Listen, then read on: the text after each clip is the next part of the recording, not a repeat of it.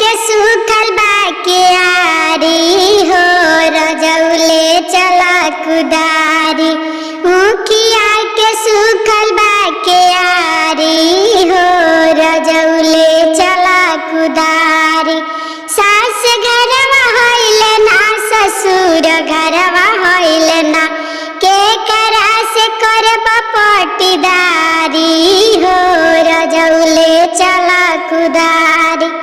के करा से करब पटीदारी हो रजौले चला कुदारी। मुखिया के सूखल बाके आरी हो रजौले चला कुदारी। जेठा घरवा होइले ना जेठानी घरवा होइले ना, के करा से करब पटीदारी हो रजौले चला कुदारी। मुखिया के सूखल बाके आरी हो रजौले चला कुदारी।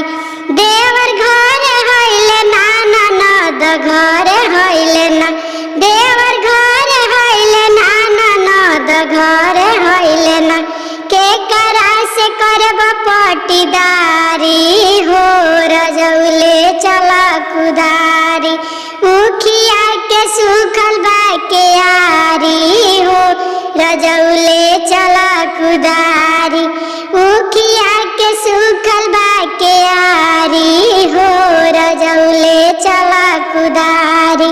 अगर आप लोग के गीत अच्छा लगा तो चैनल को सब्सक्राइब करी और लाइक करी, शेयर करी।